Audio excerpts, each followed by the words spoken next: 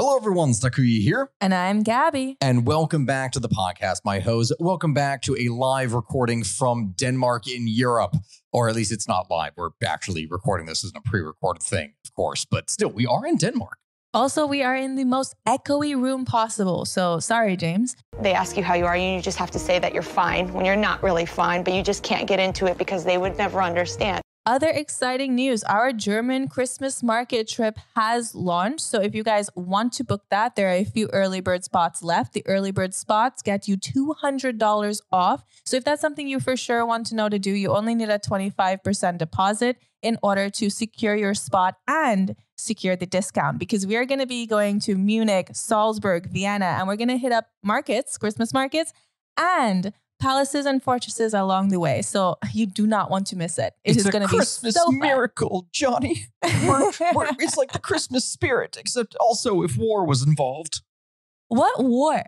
I mean, literally, and you name a palace, you name a fortress. What is the purpose of any of it, right? Schönbrunn Palace is just pretty, okay? It's just pretty. Yes, built through the oppression of the Austrians. I hope to see you all there. We're going to ignore him. We're going to enjoy some mulled wine and get into Christmas spirit while he talks about the oppression. We actually could do that. No, we straight up could do that for the live recording. That's the other thing. We're going to do a live recording of this podcast at that time. Yeah, we're going to be doing a live recording of the podcast on all of our Trova trips at some point during the trip. And you guys can participate as much as you want to. So if you don't want to, you don't have to. If you do want to, you got to be on the podcast. And it's going to be super fun. Italy, Peru, and this, all of it. Anyway, moving on to the topic of what we wanted to talk about here today. My friends, we are currently right now here in Denmark, and I don't think that a lot of people really know a lot about Danish history, with the exception of one thing and one thing only. Danishes. The Vikings. Oh. Wait, did you see Danish is like the pastries? I said Danishes. Oh my God. Yes, okay, yes, Danish as in pastry, yeah. But many people when they think of like the Danes, they think of Vikings. I've never once thought of the Vikings. Is that just me? The Dane axe? Like the stereotype that people associate with Vikings, even though it's not necessarily with all Vikings, that's with one specific group. I'll be honest, when I think of Denmark, I think of Switzerland because the red and white. I can't even be insulted by that because you are right. And not to mention that the whole thing with all the Nordic countries, their whole symbol for it is a cross, except in the case of Switzerland, the cross is right in the middle. But in the case of Denmark, it's off center. I know. Like all of them are off to the side. And it always stresses me out. I'm like, it's the same, but slightly different. Fair enough. What's interesting as well, when you look at a lot of the Nordic countries, is among all of them, there's actually only one of those that is not still a monarchy. And that is Finland. Because Finland never actually had its own unique monarchy, at least from what I see, where it's like an independent king of Finland. Rather, there was a whole bunch of tribes that went into that. Instead, it was under the thumb for the largest time of the Kingdom of Sweden, which was his own thing. But all of these things still had kings, right? And when you think of a monarchy, when you think of one of these in Europe, the monarchies to this day now are largely ceremonial, right? There are some that still theoretically have some kind of power, right? You could have cultural power, you could have money, you could have the ability to veto something. But the majority of these monarchies, with the exception of a few, like in the case of Liechtenstein, which I need to do a whole podcast episode at some point in the future on Liechtenstein and its whole political system for how that whole thing works, because it's genuinely hilarious. But either way, the majority of these monarchies, right, including Denmark, are pretty much nothing more than figureheads. But if we go back in time, right, if you go back in the medieval period, in the day in which monarchs controlled pretty much everything, as long as, they had the loyalty of their nobles, then this meant that as long as you had a strong monarch who was able to unify the people behind him, then theoretically, you would be able to have a country that controlled others through marriage, which meant that weddings and wedlock, by that logic, were the significant moving factors of politics. Royal families were the key driving factor behind expansion, rather than just force of arms. Now, of course, when marriage wasn't an option, naturally, typically what they would do is they would use lots of violence, which was the typical thing that would end up happening, of course. But the thing is, European history is like a Game of Thrones. it is a Game of Thrones in which something is determined by marriage. Or dragons. No, that's the Welsh. No dragons? No, the Welsh are like the only ones. Okay, I'm saying this right now and I'm diverting from the episode in here. Can someone please, for the love of God, tell me as to why so many people like freaking lions when there are so many other cool animals or other things that could go onto royal heraldry? The only one that I can really think of that is good and unique for all this is the Welsh, who use dragons. And like every single other one either uses just an eagle or a lion. I personally would use a koala. Why? They're cute. I don't think that normally applies. An elephant. Okay, that's better. It's different. It's cool. Yeah. Okay. No, that's definitely better. We could have like ivory, but we won't use it for anything until the elephant dies of natural causes. No, I totally get that. But one of the unique things that we're talking about here for heraldry and actual states being united all behind a common cause is in this case the Kalmar Union. I wanted to talk about this because this was a point in history, Gabby, where Denmark, this little tiny state that we are in right now, at one point controlled, technically speaking, the entirety of Scandinavia. Norway too? All of it. Denmark controlled Norway? Yeah. In fact, Denmark actually controlled Norway right up until the early 1800s. What? Yes, it did. It actually did. The union that we're talking about here was a personal union. It means that rather than directly being controlled by like the crown Danish state, what ended up happening is that the crown of Norway, the crown of Sweden, and the crown of Denmark were all owned by the same person. The same royal family governed the states, but each one had their own respective laws, policies, internal, like they had they controlled themselves pretty much. They were very autonomous. But foreign policy wise, trade wise, all of these things were going to be controlled by the monarch. So it was not a confederation. It was instead a monarchist person. I don't even know how it is that I describe it. That's a personal union. That's basically what it is. And the Kalmar Union is something that would stand with very few interruptions from 1397 until 1523, when Sweden would finally break free and would elect Gustav Vasa as its monarch. How does one just break free? Like you just say, hey. Bloodily. Bloodily. I'm over this. For any of my Danish, Swedish, or Norwegian listeners that are listening to this right now. Casually leaving out Finland. Yeah. Well, I say that in here, but between those three, this is the most common for between them. Remember how every time we've talked to people in the Discord and there's the varying people of different nationalities, the Norwegians hate the Swedes hate the Norwegians, but the one thing that they can get along with is fuck the Danish. Is they both hate the Danish. Also, what they always call something budget Finland. They call Estonia budget Finland. Huh. And then they call Latvia below that discount Estonia. And then below that, Lithuania, which is discount Latvia. I love European country drama because like the United States, yeah, everyone's like, haha, fuck, what the next state. But like, fuck Ohio. But in Europe, they're just like, fuck I like everyone how you else. Single out specifically Ohio in comparison to anything else. Okay, because literally everybody hates Ohio. I don't know what Ohio did, but I guess Ohio deserves it because everybody hates Ohio. But yeah, you were right about that with Europe. And you're right about them constantly having conflict with one another, which ironically enough, or maybe not ironically enough, that's precisely what it is that we have to get into here in the first place in order to talk about the background to how this union came about in the first place. So get this, going back in time, going into the 13th century, you have something called the Hanseatic League, which this is a collection of different merchant republic states, which initially were solely just based out of Germany, but eventually they would rise to be the dominant force all across the North and Baltic Seas. The area and its trade routes that had previously been well controlled by the Scandinavians. But what ended up happening is that the League, with their, viable merchant republic strategies, eventually would overtake them. And from there would continuously threaten the region with threats of their own territorial expansion. Many people in Scandinavia, and by many people, I mean the nobility, they thought that the best way to stop this rising threat was to unite as a single kind of force. This would be something where instead of the Norwegians, instead of just the Swedes, instead of just the Danes fighting off individual forces themselves, they would all be able to unite as one and instead hold against the encroachment of these merchants from the south. But of course, when we are talking about this is politics, and it's messy. And if there is one thing that we can all agree on when it comes to politics, is that no one is going to agree on anything. Absolutely. So the idea of combining all the countries into one single state is something that would make it very strong, yes, because that means that they would have so much more combined military strength in comparison to other things around them. That would be, even though the populations were quite low, still a very valuable boost to production and capabilities.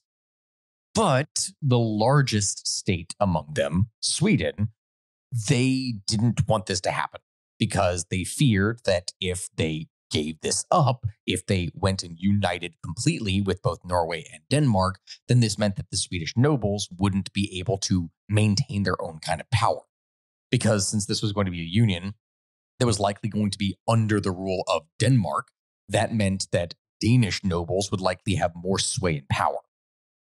And that's just it. The main force that was trying to drive this to make this happen in the first place was Denmark, which had already seen a bunch of problems with states essentially breaking away. The Duchy of Schleswig that they had went and joined the Hanseatic League, which was in the south below Jutland. So, you know that northern little tip that sticks out across Germany? And it's like right now we're in Copenhagen, so we're on the little island. But then to the west of it is the little part that sticks up into the ocean. Yeah. So that is Jutland. And below that, you have the Duchy of Schleswig. That is something that had joined the Hanseatic League.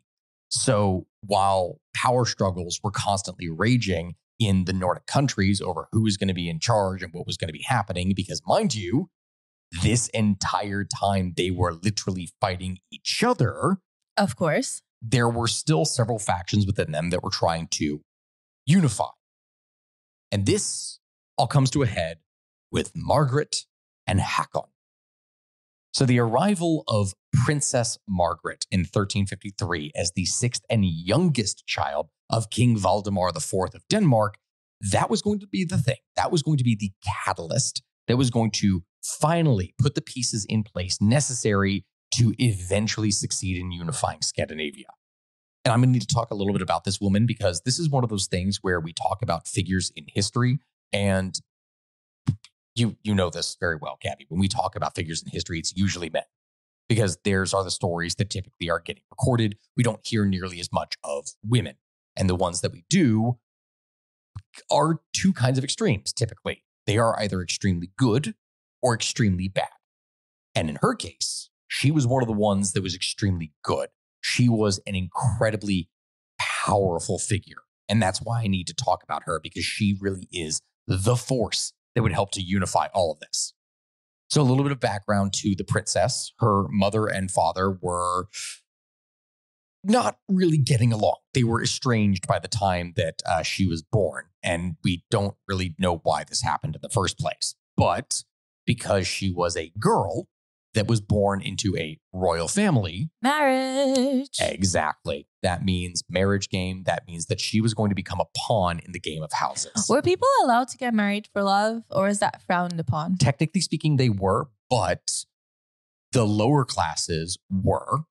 That was something that they would do. You would always try to advance your family, but you were able to marry for love.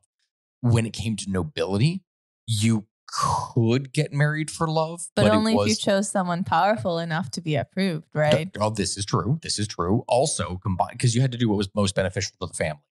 But also, the lower you were on the totem pole, the more easier it was for this to happen. So you didn't want to be like the eldest child. You wanted to be like the 17th child.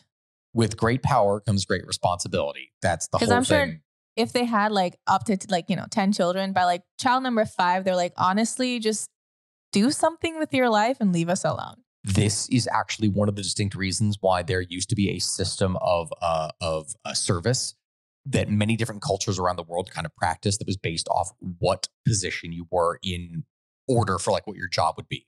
Like the firstborn son was going to be the person who inherited the title. The second-born son was going to be a priest. The third-born son was going to be a soldier. the fourth, and as time Could you would go imagine being the priest? I'd be so pissed. Yeah, literally. I'd be like, you have the brother who's ruling the country. You have the brother who is fighting the wars, and then you're like, I can't get married. No, Darn. that is literally what would end up happening. Why do you think that there was so much corruption within church matters, where they would literally just be the latter sons of nobles who they didn't have a position for that son for something else? The quickest way to get a child raised into actually a prestigious position was to join the church. So they would put all these kids who many of them did not want to be in the church. They would be put into the church, and then you can probably guess how they would act after that. So, okay, speaking of power for what's going to happen here, at the age of 6, Margaret gets engaged to King Håkon VI of Norway, who at the time was 18 years old. Now, this is an engagement. It doesn't mean that they're actually, being specifically married and that this is going to, happen per se at that age. No.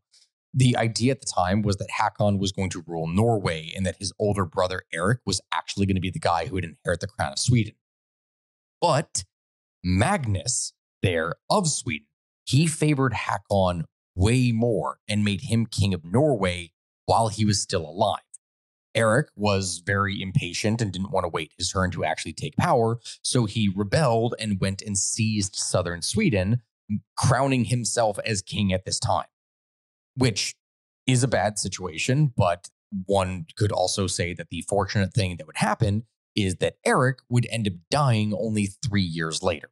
And so Håkon and Magnus would lead Sweden as co-rulers together. Now, the death of Eric was not good. This was very bad news for Margaret's engagement to Håkon because the balance of power between the varying houses was shifting. And Denmark's support against Eric, that wasn't something that was actually needed anymore. And so the marriage was deemed to be unnecessary. Remember, the whole thing with marriage at this time is that you had to do pretty much what was best for the family. And so if you don't need someone anymore, why bother trying to do something through a marriage alliance? So it was all declared void. Magnus then went and promised Håkon to Henry of Holstein's daughter Elizabeth, but amazingly enough, the church went and declared that this was contrary to law, and her ship ended up being diverted to Bornholm on her way to Sweden to marry. Meanwhile, as all of this was going on, there was literally still a war happening. So this is where I'm going to need to go and explain a little bit of the context for what was happening here. Remember how I talked about the Hanseatic League? Yeah. Well, in 1361, the Hanseatic League had been essentially the hegemonic force over the Baltic Sea. They were uncontested for several years. German settlers had gone all over the region. They had colonized varying different parts of Prussia and Livonia. They established other settlements, such as one of the big ones, like one of the really valuable trading ports was Riga. And these towns and cities were the things that would control trade all over the place through varying different means. And from that, they would profit off of the very lucrative Baltic trade.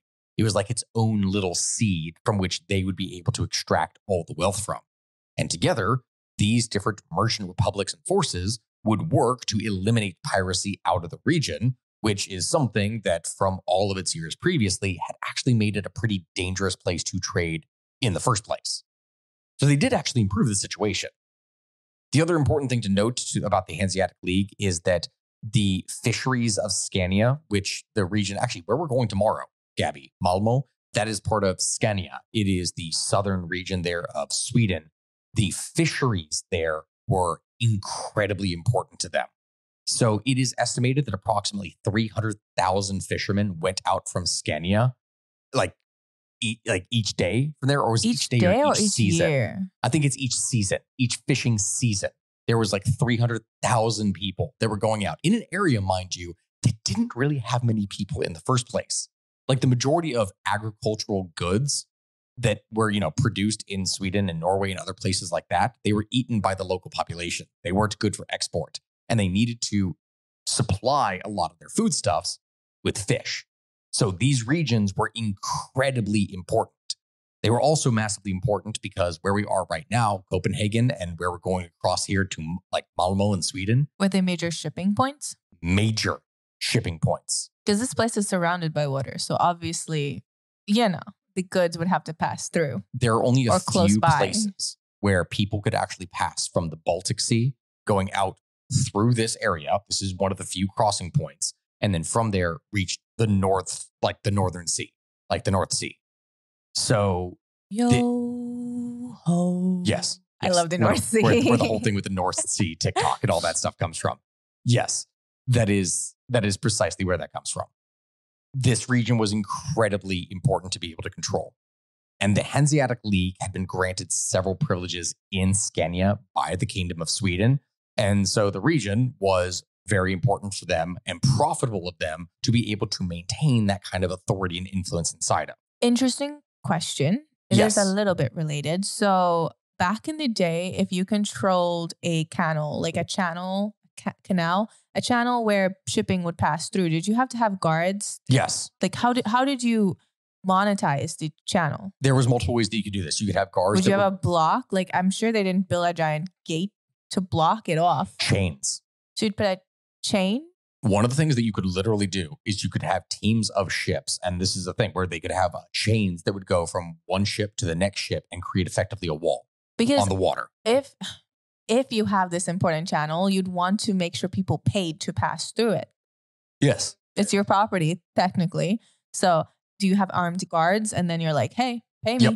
And so what they would have is you'd have people that could report. So let's say, for example, you had some merchants that were going to try and bypass things and sail all the way through. What did pirates do? Raid those merchants. Huh. Yeah. It's the same thing what you see out of the Caribbean, where they are just going in and trying to raid and steal the products off of the people that are there.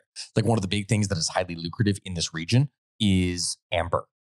Like it was called Nordic gold. It was incredibly valuable. And it fell out of fashion later on here for its use as a kind of not gemstone, but still kind of a gemstone. And at the time, it was incredibly valuable for trade, specifically for luxury goods. So that's one of the things that they would do. Anyway, these German merchants, they had a lot of influence and power in the region, as I said, and the privileges that they had there needed to be maintained. The ruler of Denmark, Valdemar, he had just managed to stabilize his kingdom after the, well, not so good reign of Christopher II. But he had greater ambitions to actually expand his own realm and control, to make Denmark into a great new northern power. And the merchants were kind of in his way, or specifically, there were elements of them that were in his way. So one of the things that he did is that he launched an invasion of the island of Gotland, which if anyone has ever seen a little map, that there is a little island off the coast of Sweden here to the south in the Baltic Sea. And that region is where he attacked. Militia forces on the island would try and stop the invasion, but this did not work at all. They were completely crushed. This would occur on July 27th, 1361, when the Guntish army in the Battle of Visby was completely eradicated. Visby, being the largest and most prominent city on the island, would then surrender to Valdemar and pay a huge amount of money in order to stop him from sacking and burning the city to the ground. And with Visby under control, this meant that the entire island was now essentially owned by Denmark. Now, the city of Visby had for many years been a very important city, one of the most important trading posts in the Baltic Sea, because this would be a stopping point, a key trade hub for the entire region. After all, if you have an island that is in the Baltic Sea, you're going to want to be able to utilize that specifically for trade. And although Valdemar was willing to renew the city's Hanseatic charter, the fact that he had expanded in and taken everything over and turned it into its de facto little vassal, I guess you could say, this did not sit well with the rest of the Hanseatic League. They hated this. And so a diet of Wendish and Pomeranian cities, with Pomerania in this case being like the northern German little territories, they decided to completely suspend diplomatic and commercial relations with Denmark, and after this, declared war on them. And did so actually with Sweden and Norway as their allies. So you had all these little trade cities, along with Sweden and Norway, that at this time that they're all still in discussions about possibly trying to unify, and now they're at war with each other. That's great. Yes, exactly. Now, many members of the Hanseatic League, though, even though we talk about this seems incredibly lopsided, they didn't actually participate very much in the war. This is like the equivalent of what would happen if, let's say that you had some American companies that were like, yeah, we, like in the case of the Russian invasion of Ukraine, that are like, oh, yes, we are totally going to throw our support behind this and suspend all trade with Russia. Okay, very quickly, we're going to set up a couple shell companies, and we're totally not actually that company, but our goods are still somehow going to make their way into Russia. Do companies do that? Yes, literally. So you look at the stores like Nike and all the... How is that legal? It's kind of not. Well, what they end up doing is that you can still find Nike products. All the things that are not actually for sale in Russia are just for sale under a different name, because many of them end up getting sold to third parties in Turkey, change the name, and then they sell them to Russia. So the company isn't doing it technically, but they are still... The company isn't doing it technically. Selling the goods to the third party. So. Yes. Okay. Yes. It's shady, but it's less shady. Yeah, but it's still one of the things that they would end up doing here. And in their case, these would be states that, although they would actually end up not supplementing, what's the right term? Subsidized. That was the right word. They subsidized the forces of the Hanseatic League while still simultaneously trading with Denmark, even though they literally were not allowed to do so. I mean, it's money. It's money. Finances. It's merchant republics. What the hell did you expect them to do in the first place? So they trade still, and the whole blockade that the Hanseatic League wanted to launch on Denmark ended up not actually really working.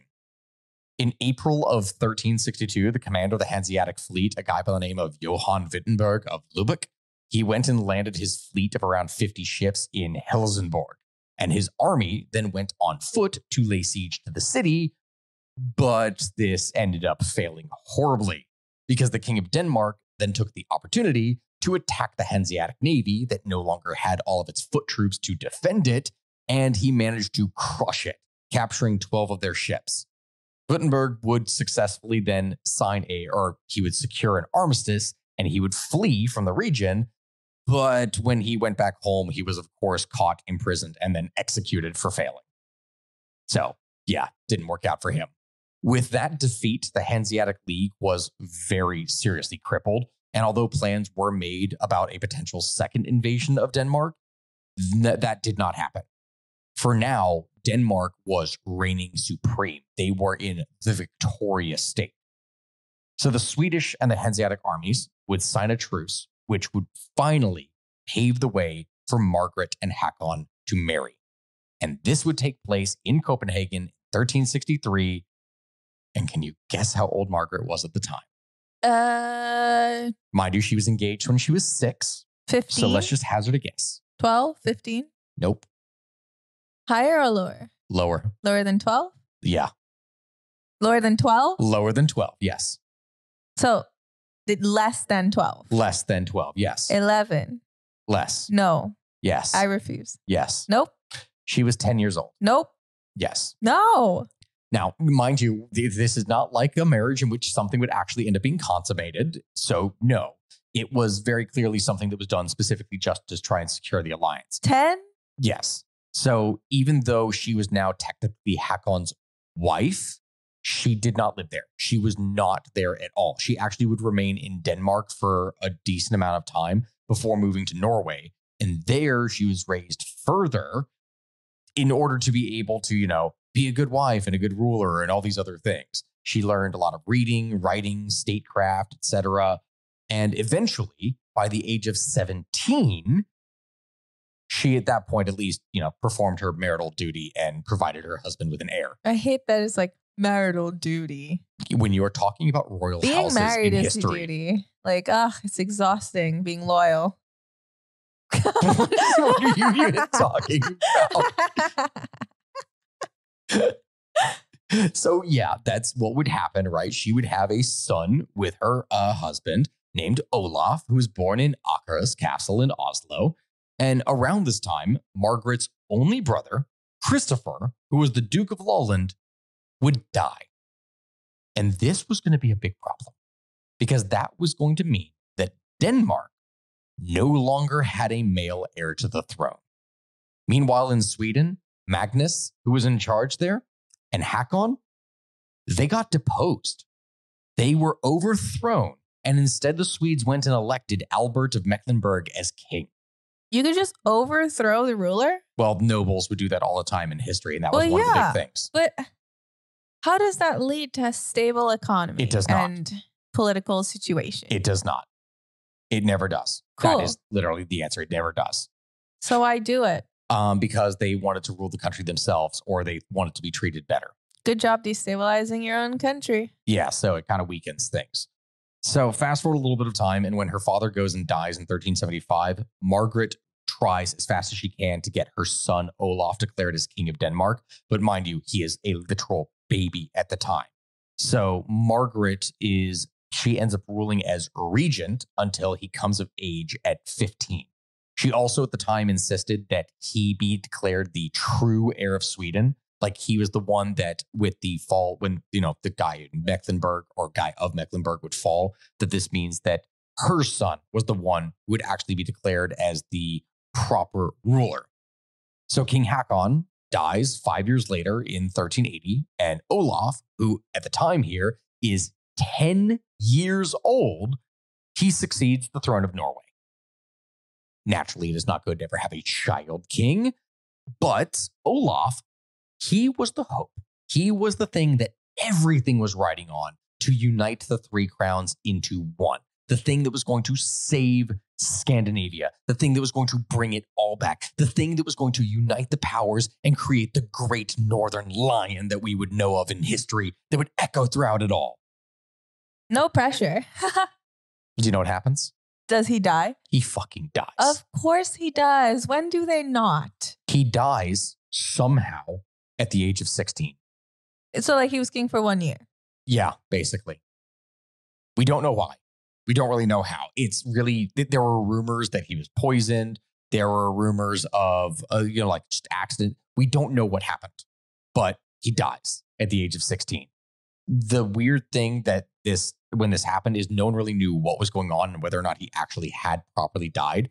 There was a false Olaf that declared that he was actually the real Olaf from Prussia, who would try unsuccessfully to claim the crown a few years later on the grounds that, oh, no. He was actually totally the guy who had reportedly died from poisoning or maybe something else. We don't know. He just fled because someone had tried to kill him. Now, he wasn't really well believed, and there was a very key reason as to why. So, Gabby, if a person was raised for their entire life from the moment they were born in Norway, what language do you think they would speak? So they were raised their entire life and they were born in Norway. Yes. They were raised in Norway. Yes. Norwegian. Yes. He didn't speak a word of Norwegian. How? He had no idea.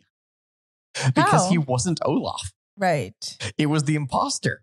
He was fake. This became very obvious because at one point he actually gets granted an audience with Margaret, his mom, to prove that he is actually the prince. Okay, but why, if you're going to be an imposter, why not learn some Norwegian? I don't know. But hey, my friends, before we get back to the podcast episode, I would just like to thank each and every one of you for listening. And I would also like to thank the sponsor for today's video/podcast from this, Rocket Money, which, my friends, for those of you who don't know what Rocket Money is, please allow me to explain. And I don't need any kind of fancy graphics or anything behind me or a skip button that you can't actually skip here in the bottom, which, yeah, I saw the last time I did this, how annoyed a bunch of you were. Hear me out on this. Rocket Money is a service that will allow you to cancel subscriptions. It will lower your bills. It will track your spending all in one place. And it is a fantastically easy thing to use. It is something that my family personally uses. I have used it for the last 2 years. And thanks to that, we've been able to catch a lot of different subscriptions that I, unfortunately, due to the fact that I have a child, that I sign up subscriptions for varying different like children's show programs or whatever here for her iPad, we then subsequently forget about, which ends up costing us a lot of money. But luckily, Rocket Money has saved us quite a number of times on that. It is a super easy service that I promise you is something that can actually help. And I'm not saying this by virtue of an ad. I'm saying this by virtue of, no, this is a genuine thing that I use and love. So if you want to both support my channel and simultaneously get something that can really help you in your life, then please, my friends, go to rocketmoney.com/ho. That is rocketmoney.com/HOE, rocketmoney.com/ho. Thank you, my friends, and enjoy the podcast. Do you remember, was it Russia? Yes. Where they kept having fake Dimitris? Yes. And there were like 3 false Dimitris? Yes. It's giving that. Yeah, The Russian really is. succession crisis. It really is. And I find it hilarious.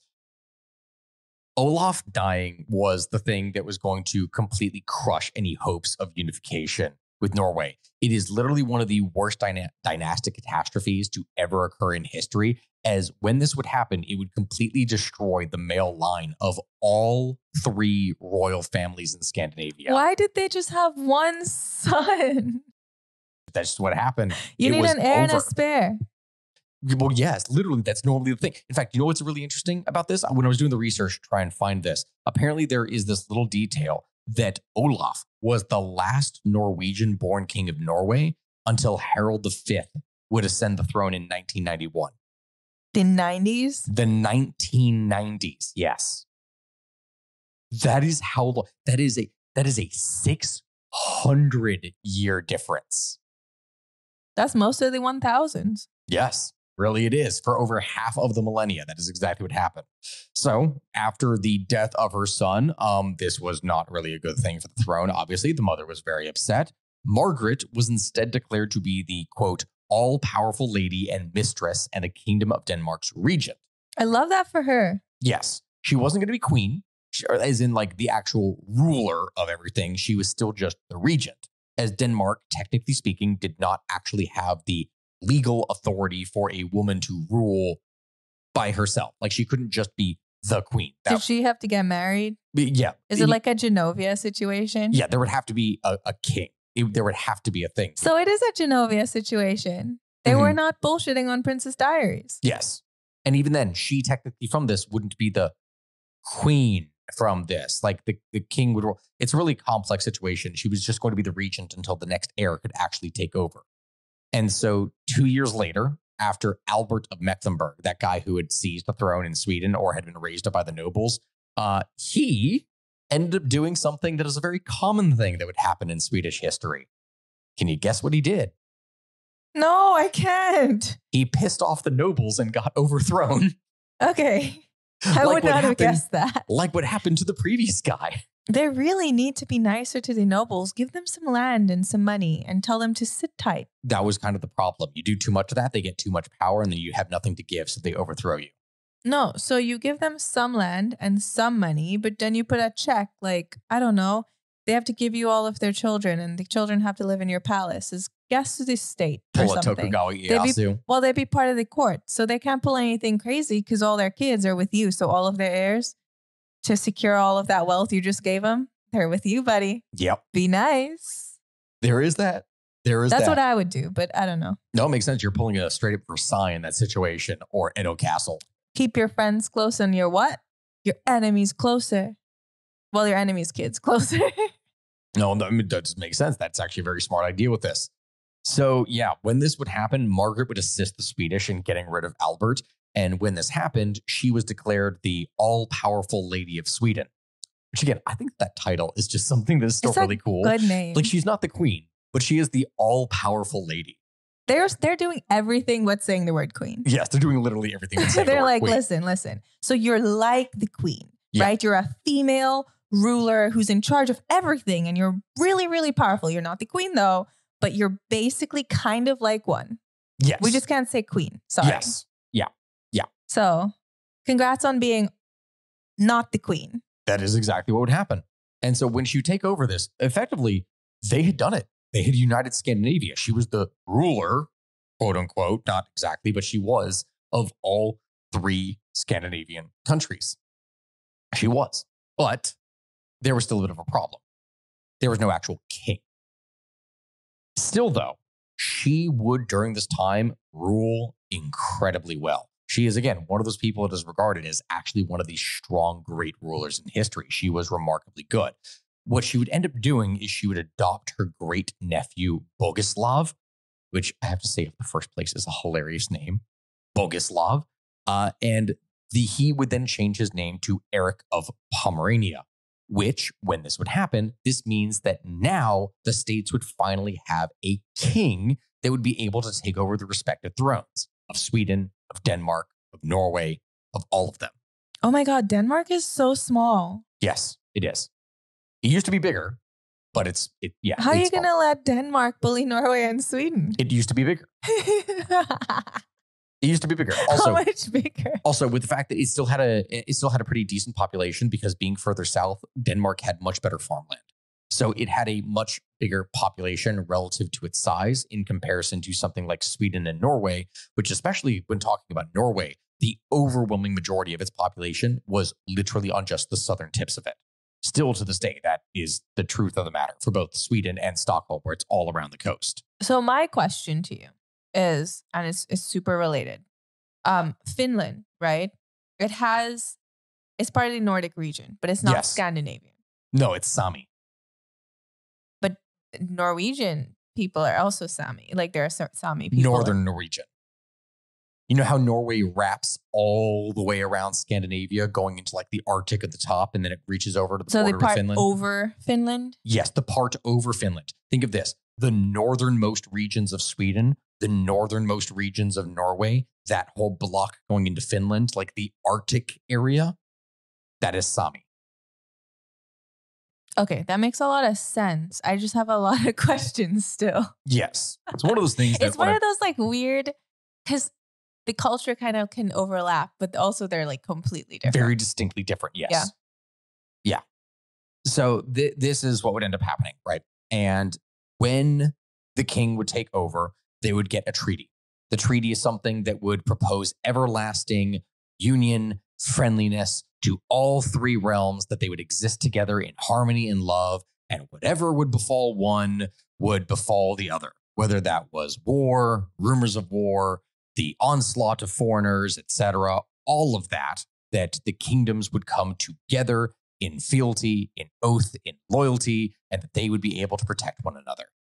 Naturally speaking, those are all fancy words, and in the end, it just means that they were all going to be controlled by one king, and it was a alliance confederation of sorts. Thereafter, the Nordic realms would be ruled by one ruler and not several. Now, when this would happen, Margaret didn't just release power. And this is a good thing. This is a good thing, because what she would do after is that she would still effectively declare that each state was going to rule themselves. And by that, what I mean is that they would have their overall king that they would have to, serve under, but the states were going to be governed according to their own laws and customs.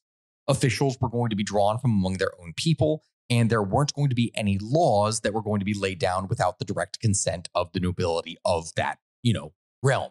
Like the nobles would still have their own authority and power. It wasn't just going to be Denmark that was going to be overseeing everything in Sweden and Norway. Their own nobles were going to oversee things. And on the 17th of June, 1397, Eric was then crowned King of Denmark, Norway, and Sweden at Kalmar. So we have the Kalmar Union. So, okay, for anyone who's been paying attention to this next, and Gabby, I'm sure you've been listening with rapt attention as I've been going into everything in here, because it's exciting stuff. It's Game of Thrones. I wish there were dragons. Well, guess what? There's still a boss-ass bitch that's going to be in charge of all this, because Margaret doesn't give up power. Of course she doesn't. No. And it's really a good thing. Like, she doesn't give things up. Like, yes, technically she's no longer the regent. She's no longer in control of everything. But she continues to be effectively the ruler of everything behind the scenes. She is the one calling the shots on everything, all the way up until her death in 1412.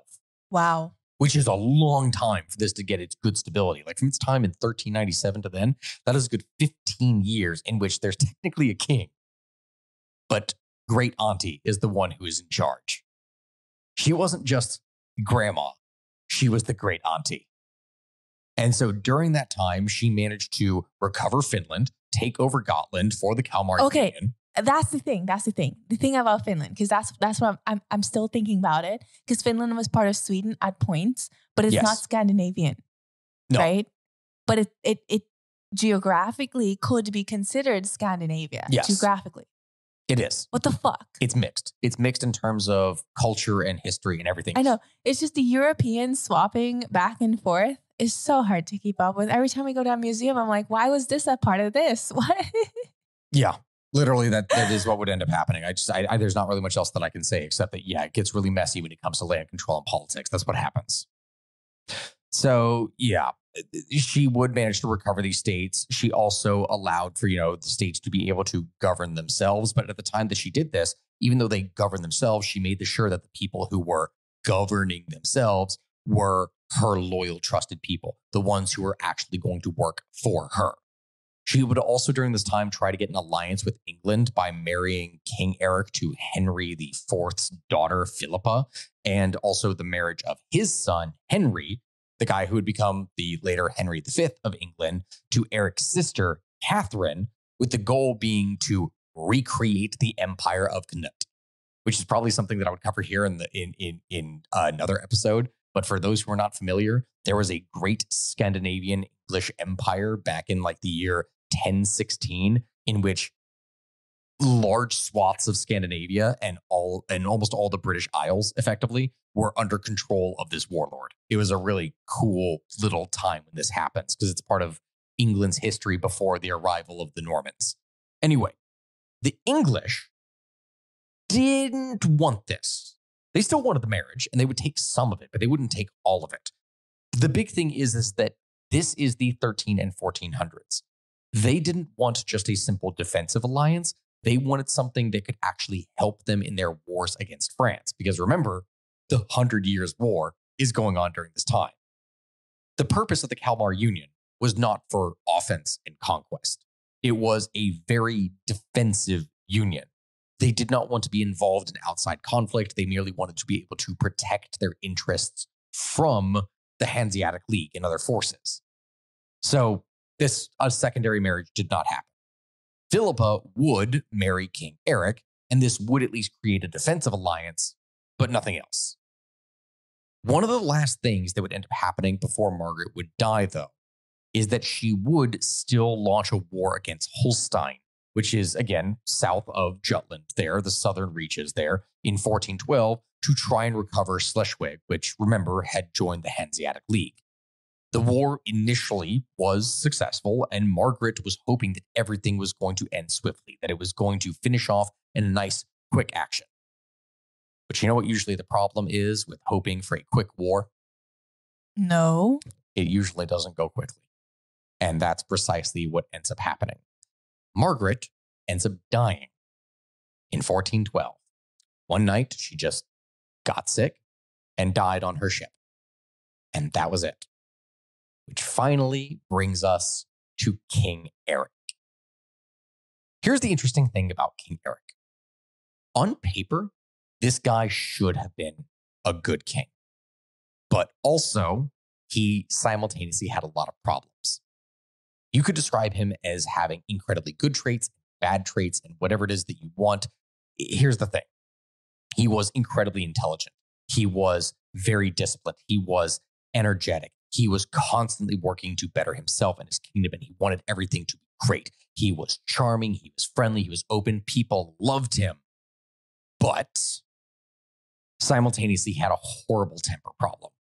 He was extremely quick to anger. He had no idea how to handle things diplomatically, because even if he was charming from person to person, he very easily would offend foreign dignitaries and just completely break down anything when it came to diplomatic, what's the right word? Relation? Well, yes, relations, but etiquette, I suppose you could say, just the simple things to not piss off a foreign power. And the worst part about all of that is that not only did he do these things, but if he was wrong, he never, ever would accept that he was wrong. He was incredibly stubborn and obstinate. And so when all of this happens, when he takes over, his reign ends up being largely overshadowed by the war against Holstein. Margaret was winning the war initially and through her own negotiation and smart tactics, because remember, she was a person who was able to manipulate and play people off of each other. She was doing better. Eric, however, did not want to resort to lowly diplomatic efforts to be able to turn the various lords and merchant republics of the Hanseatic League against one another. No, he wanted direct warfare. He wanted to conquer. He wanted to be the glorious military leader. The problem is that it didn't work out. And so when the war eventually ended, not only did he not take over the Duchy of Schleswig, but as it turns out, Denmark controlled less of the territory to the south of Jutland than when the war began. They actually lost ground. That was a massive embarrassment. On top of all of that, war, as you can probably imagine, is very, very expensive. And the war with Holstein was something that brought about heavier taxes on all of the population. But the people that were the most upset about this were, again, one of the crucial figures in our story. Can you guess who got really upset and revolted first? Who? The nobles of Sweden. Sweden really has... They're doing too much. Yep. So the Swedish nobles really saw no reason for them to be heavily taxed to pay for the wars of Denmark. Valid. I'll even give you this as an example. You were asking about what they would do about taxes and things here before. One of the taxes that he actually introduced, and something that would exist for several hundred years after until like the 1850s, was the sound dues.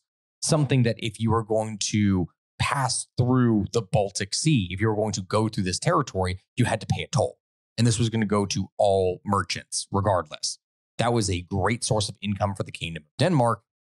And at the same time, it would severely weaken the League's ability to raise more revenue, but also simultaneously, it was going to affect the ships of, Swedish merchants and others too. They did not like this. They didn't like all the additional taxes that they still had to pay. So Eric would end up falling into the same trap that many other world leaders would fall into.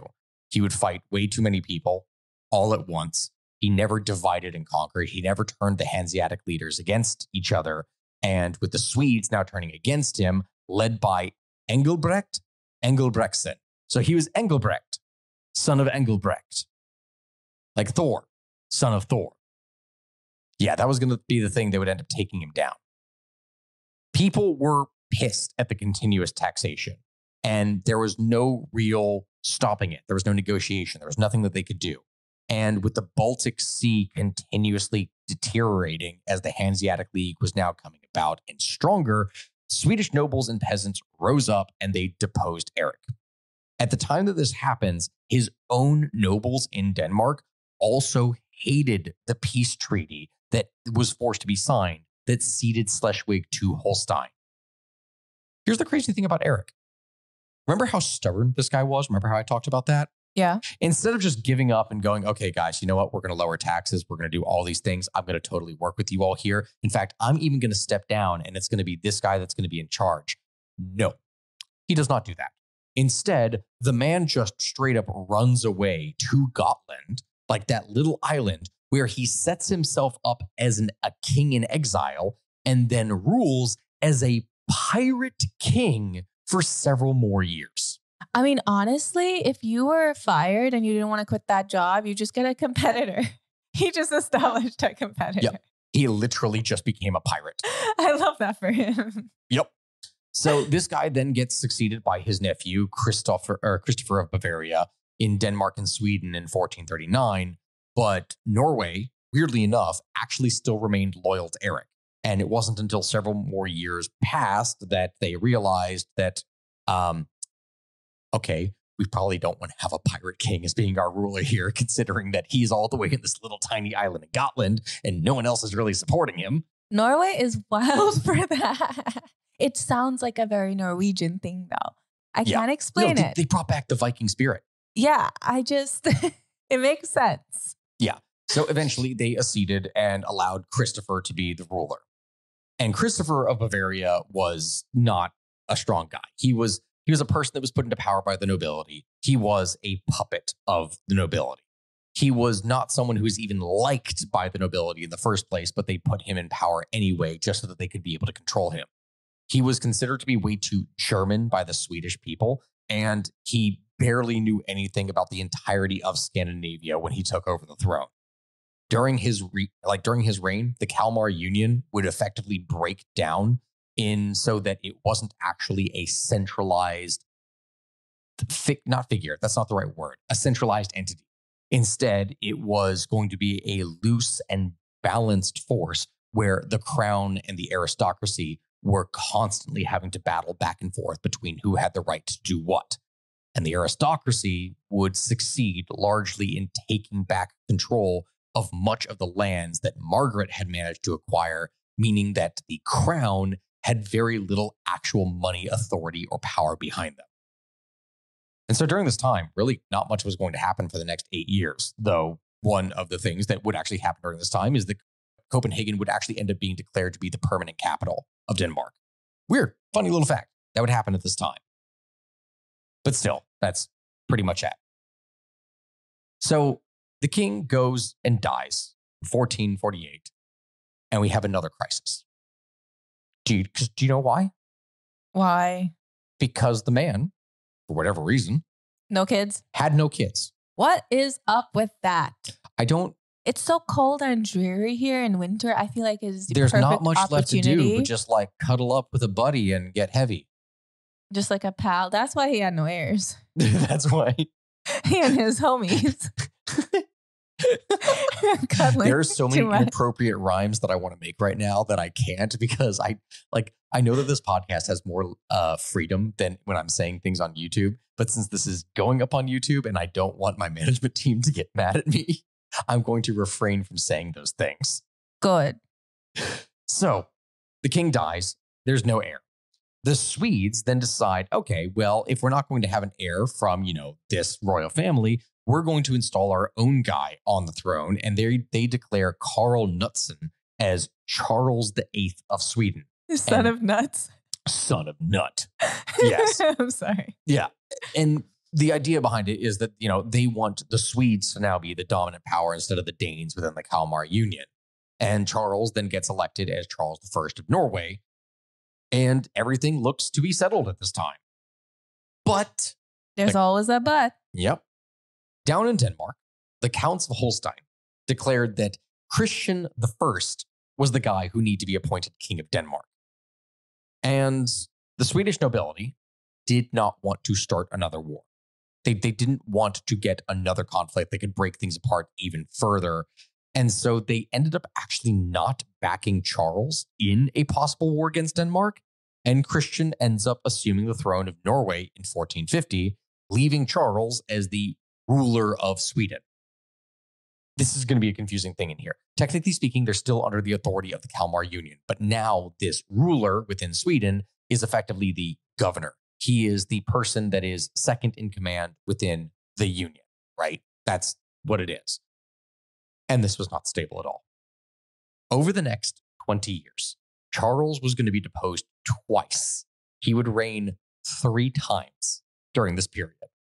The first time he was deposed in 1457 by the Archbishop and was replaced by Christian of Denmark, who took over. But he then returned to the crown 6 years later. Do you know why? Why? Because once more, the nobles in the church got pissed off in Sweden because they didn't like the taxes that were being levied on him. Taxes. Yes. So once more, the nobles rose up and he ends up being put back in charge. He immediately finds himself at war with the Archbishop and gets exiled again. It's going really well for him. No, it's not. It's going well at all. Smooth reign. He would finally come back again in 1467 and rule for 3 more years before he would ultimately die. The thing is, why does he keep coming back? Like you could just give up. He just keeps on getting invited You could back, just I guess. retire. It's a confusing Go thing. be a pirate king. There's options. And so Sten Sture the Elder then gets elected as or placed as Swedish regent until 1497. Meanwhile, over in Denmark and Norway, Christian was going to reign until 1481, where he was then succeeded by his son, John. Now, King John, he had several goals for the Kalmar Union. He wanted to restore it to its former glory. He wanted to build up a strong royal power base from which he'd be able to exert his power and influence. And he wanted to stop the expansion of the Hanseatic League. And for some of these things, he actually did manage to succeed. First off, one of his actions as the king of Denmark and Norway was to try and weaken the Hanseatic League by actually speaking to Russia, by entering into some kind of alliance or agreement with them. The Russians would then expel the League from Novgorod, their eastern stronghold, and this would then kick off the Russo-Swedish War. He would try and win over the Swedish nobles and weaken Sten Stur's position as regent there in order to centralize authority under himself and the crown. In 1495, he would set sail with a fleet for Kalmar to try and negotiate with Sten Stur regarding Sweden rejoining the Union, but then his ship would actually end up burning down while it was anchored off the coast of Ronneby, which, okay, John was not on board at the time, so he didn't die, but the trip would still end without any kind of meeting occur. 2 years later, though, he would conquer Sweden with very swift and decisive military action. And after this, he was crowned the King of Sweden, and Sten Stur, who he actually reconciled with, was then given a high position of authority within the government and was actually still able to kind of rule, sort of, amicably. The big problem, though, with John, his ultimate downfall, was the problem that had been created many years before and still would continue to be a massive thorn in Denmark's side.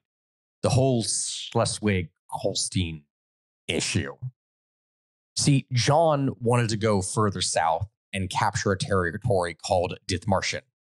This was something that had for a long time been viewed by Danish royals as being something that belonged to them, so he hired a band of mercenaries and set sail for Dithmarschen, expecting that everything was going to go fine and quick, because it's going to be another quick war. Of course. You know what happened for that quick war? It went on for very long. It ends up failing horribly. Yeah. Instead, Ooh. what happens is that the Dithmartians managed to trap most of the Black Guard at a territory called Hemmingstedt by opening the dikes up in the region and flooding the main road, meaning there was literally no way for them to move or get out of there. That's smart. Yep. So it was brilliant. And when this happened, it completely crushed his authority and prestige within society. The Swedish, once again, renounced him as their king, which in turn meant that the war that would end up breaking out against Sten Stur and his successor, Svante Nilsson, would only complicate things further as the Swedish, once again, no longer wanted to be part of Denmark's little alliance. Yeah, the Dutch would help to broker peace with Sweden to try and recognize John as king, but no, they refused to crown him, and afterwards he would never set foot in Stockholm again. This would then lead to the event that would finally end things, though. The Stockholm bloodbath. Remember how we've talked about things with the Game of Thrones and how we've compared things to that multiple times? Yes. Okay. Is this the Red Wedding? This is basically the Red Wedding. Yeah.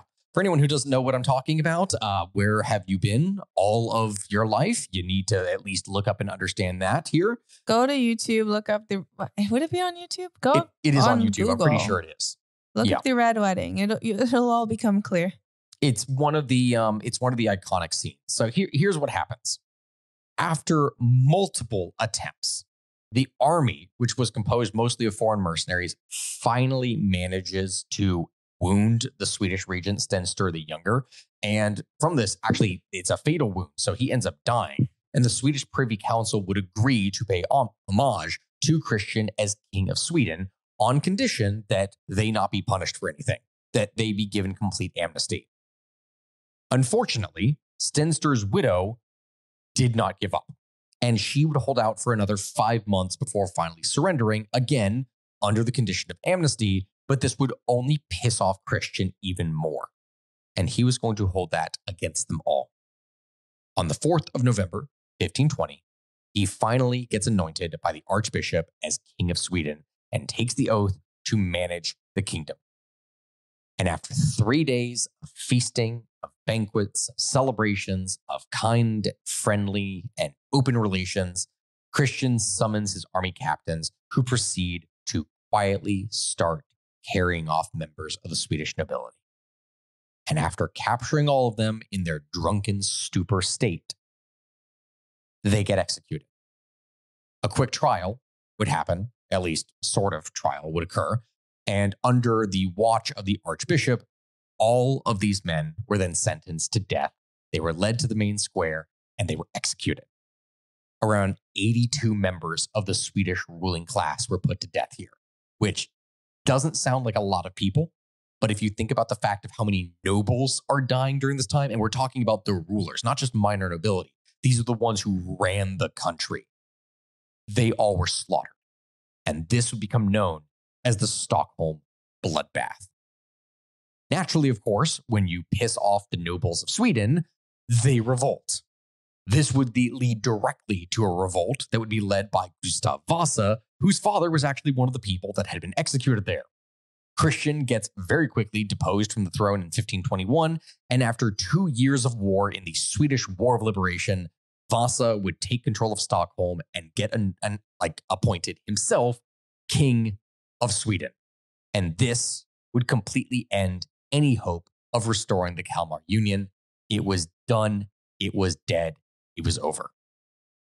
That all being said, the Kalmar Union would still be ruled, or rather, it would still sort of exist in a sense of Denmark-Norway, as Norway would be ruled by Denmark for almost 300 more years until the year 1814, when it would actually be passed over to Sweden to rule. Norway would finally become an independent country in 1905, but that would again be 100 years later, meaning Norway, for a period of 400 something years, was not actually independent.